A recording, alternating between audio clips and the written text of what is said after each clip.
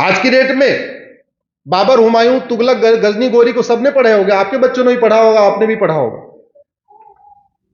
ऋषि भारद्वाज के बारे में पढ़ा क्या? जोर से बोलिए, जोर से बोलिए जरा। महर्षि अत्रि के बारे में नहीं पढ़ा है, महर्षि कौशिक के बारे में नहीं पढ़ा है, महर्षि शांडिल्य के बारे में नहीं पढ़ा है, महर्षि गर्ग के बारे में नहीं पढ़ा है, महर्षि पराशर के बारे में नहीं पढ़ाया, महर्षि गौतम के बारे में नहीं पढ़ाया, महर्षि सुनक के बारे में नहीं पढ़ाया, महर्षि कश्यप के बारे में नहीं पढ़ाया, महर्षि भार्गव के बारे में नहीं पढ़ाया, महर्षि वत्स के बारे में नहीं पढ़ाया, महर्षि वशिष्ठ के बारे में नहीं पढ़ाया, महर्षि कात्यायन के बारे में नहीं पढ़ाया, महर्षि व्यास के बारे में नहीं पढ़ाया, महर्षि विश्वामित्र के बारे में नहीं पढ़ाया, महर्षि ययाति के बारे में नहीं पढ़ाया, महर्षि दधीच के बारे में नहीं पढ़ाया, महर्षि मार्कंडे के बारे में नहीं पढ़ाया, चैतन्य महाप्रभु के बारे में नहीं पढ़ाया, चमन ऋषि के बारे में नहीं पढ़ाया, पिप्पलाद के बारे में नहीं पढ़ाया, महर्षि पराशर के बारे में नहीं पढ़ाया, चरक संहिता नहीं पढ़ाई, भाव प्रकाश संहिता नहीं पढ़ाई, माधवकर संहिता नहीं पढ़ाई, पतंजलि का योग सूत्र नहीं पढ़ाया। क्या पढ़ा रहे? बाबर तब आया, गोरी तब आया, गजनी। अरे बाबर, हुमायूं, गोरी, गजनी जब आए तो भैया चले गए, खत्म ना, खत्म करो ना। काहे लिए हमें पढ़ा पढ़ा के याद दिला रहे? हम गुलाम थे, गुलाम थे, गुलाम थे। हमारे पास राजाओं की कमी है क्या? एक से बढ़कर एक राजा। और कुछ नहीं पढ़ाते तो कम से कम राम के पूर्वजों को ही पढ़ा देते। दशरथ को पढ़ाया क्या आपको? बस इतना पढ़ाया कि राम के पिता। दशरथ जी ने कैसी न्यायिक व्यवस्था स्टेब्लिश किया था, कैसी शिक्षा व्यवस्था स्टेब्लिश किया था, बताया क्या? नहीं बताया। महर्षि, हमारे राजाओं का मैं नाम बता रहा हूं। राजा कश्यप को पढ़ाया, जोर से बोलिए। विवस्वान को नहीं पढ़ाया, इच्छाकू को नहीं पढ़ाया, धुंधमार को नहीं पढ़ाया, राजा मानधाता को नहीं पढ़ाया, राजा सुसंधि को नहीं पढ़ाया, राजा ध्रुवसंधि को नहीं पढ़ाया, राजा भरत को नहीं पढ़ाया, राजा असित को नहीं पढ़ाया, राजा सगर को नहीं पढ़ाया, राजा अंशुमान को नहीं पढ़ाया, राजा दिलीप को नहीं पढ़ाया, राजा भगीरथ को नहीं पढ़ाया, राजा रघु को नहीं पढ़ाया। बस एक चौपाई हम जानते हैं, रघुकुल रीत सदा चली आई प्राण जाय पर। इसके अलावा जानते हैं कुछ क्या? बहुत प्रतापी राजा थे। राजा सुदर्शन नहीं पढ़ाया, राजा अग्निवर्ण नहीं पढ़ाया, राजा मरु नहीं पढ़ाया, राजा अम्बरीश नहीं पढ़ाया, राजा ययाति नहीं पढ़ाया, राजा अज को नहीं पढ़ाया, राजा दशरथ नहीं पढ़ाया। हम पढ़ क्या रहे हैं? सुकरात ऐसा था, गोरी ऐसा था, प्लेटो ऐसा था। और कहानी कैसी कैसी पढ़ा रहे कि मानव पहले बंदर था। ये बताओ, कोई कट ऑफ डेट थी क्या? उसके बाद कोई बंदर मानव बनेगा ही नहीं। अरे अगर बंदर ही प्रमोट होते होते मानव बना, तो ये बताओ पिछले 5000 साल में कोई बंदर मानव क्यों नहीं बना? बनना चाहिए था, नहीं बनना चाहिए था? यार बताइए। अरे भैया, पहले बल्क में बन रहे थे बंदर मानव, थोक में बन गए, तो बाद में कम से कम थोड़े बहुत तो बनने चाहिए थे।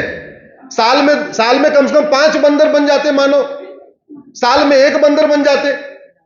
पिछले 5 साल में कोई बंदर मानव बना? 5000 साल में, 10,000 साल में? बताओ, नहीं बना। और हमारे दिमाग में डाल दिया हमारे जो पूर्वज बंदर थे। और हमारे बच्चे पढ़ भी रहे, सीबीएसई बोर्ड वाले भी पढ़ रहे हैं, आईसीएसई बोर्ड वाले भी पढ़ रहे हैं, यूपी बोर्ड वाले पढ़ रहे हैं, बिहार बोर्ड वाले भी पढ़ रहे हैं, और दिमाग भी नहीं लगा रहे। इसलिए कह रहा हूं, शिक्षा व्यवस्था हमारी गुलामी वाली है। हमारी जो गजवा हिंद का जो सबसे बड़ा कारण है वो है शिक्षा व्यवस्था। और पूरी दुनिया में आप देख लीजिए, जहां जहां मदरसा है वहां वहां अशांति है। दुर्योधन का ननिहाल गंधार, देखते देखते मदरसे के कारण कंधार बन गया। राजा भरत का ननिहाल कैकेयी, जहां से माता कैकेयी आई थी, मदरसे के कारण पाकिस्तान बन गया। आप पूरी दुनिया को उठा के देख लीजिए, जहां जहां अशांति है, गंधार अशांत है, कुंभा अशांत है, पर्शिया अशांत है, कैकेयी अशांत है, बाल्हिक अशांत है, कंबोज अशांत है, सुवास्तु अशांत है, तक्षशिला अशांत है, तक्षशिला तो रावलपिंडी बन गया, यमन अशांत है, कांगो अशांत है, ईरान अशांत है, इराक अशांत है, सूडान अशांत है, इजिप्ट अशांत है, सीरिया अशांत है, बांग्लादेश अशांत है, फिलीपींस अशांत है, सोमालिया अशांत है, पाकिस्तान अशांत है, नाइजीरिया अशांत है, तजाकिस्तान अशांत है, अफगानिस्तान अशांत है। इनफैक्ट अब आ गया है विष्णु जी, अब हमें इस बात पे विचार करना पड़ेगा कि जो किताबें कॉन्स्टिट्यूशन के प्रियम्बल के खिलाफ हैं, जिन किताबों में महिला पुरुष को समान नहीं माना जाता, क्या उनको भारत में फ्रीडम ऑफ रिलीजन मिलेगा क्या? जोर से बोलिए जरा। अगर भारत संविधान से चलता है और संविधान कहता है महिला पुरुष एक समान है, और अगर किसी का रिलीजन में लिखा है महिला पुरुष समान नहीं होते, तो क्या उस रिलीजन को भारत में मान्यता मिल सकती है क्या? जिस किताब में लिखा हो महिला पुरुष समान नहीं होते, क्या उसको मान्यता मिल सकती है क्या? संविधान के प्रियम्बल में लिखा है फ्रेटर्निटी, यूनिटी, नेशनल इंटीग्रेशन।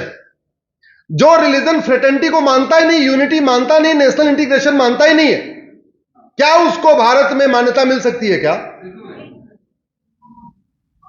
अगर संविधान भारत से ही चल रहा है तो संविधान को पढ़ते समय भारत का चश्मा लगाना पड़ेगा। मैं कई बार कह चुका हूं, हाई कोर्ट के जज, सुप्रीम कोर्ट के जज, चाहे वो कैम्ब्रिज से पढ़ के आए हैं, चाहे जहां से भी पढ़ के आए हैं, वो भारत का संविधान पढ़ते समय इस बात का ध्यान रखें, यह संविधान अमेरिका, यूरोप का नहीं है, यह संविधान कुवैत और खाड़ी देशों का नहीं है, यह संविधान भारत का है, इसलिए चश्मा अपना भारतीय होना चाहिए। वो बार बार इस संविधान को विदेशी चश्मे से पढ़ रहे हैं। मैं आप लोगों से पूछ रहा हूं, भारत का संविधान कहता है जेंडर जस्टिस, जेंडर इक्वेलिटी, कि महिला पुरुष एक समान है, तो जो रिलीजन महिला पुरुष को एक समान मानता ही नहीं है, उसको भारत में धार्मिक स्वतंत्रता कैसे मिल सकती है? क्यों विष्णु जी? इस बात पे गंभीरता से चर्चा होनी चाहिए। और यह सड़ी हुई न्यायिक व्यवस्था है। हमारे देश का सिद्धांत क्या था? सठे साठ्यम समाचरित, भाई बिन होय न प्रीत, यही तो है। नारी तू नारायणी, यत्र नारंती पूज्यते रमन्ते तत्र देवता। अब जो रिलीजन नारी तू नारायणी मानता ही नहीं, उसके यहां नारी की पूजा का कॉन्सेप्ट ही नहीं है, उसको फ्रीडम ऑफ रिलीजन कैसे मिलेगा? संविधान तो भारत का है, भारत में नारी की पूजा होती है, तो नारी की पूजा नहीं करते कोई बात नहीं, नारी का अपमान तो मत करो, नारी को सेकंड क्लास तो मत मानो, नारी के साथ कुरीतियां तो मत अपनाओ,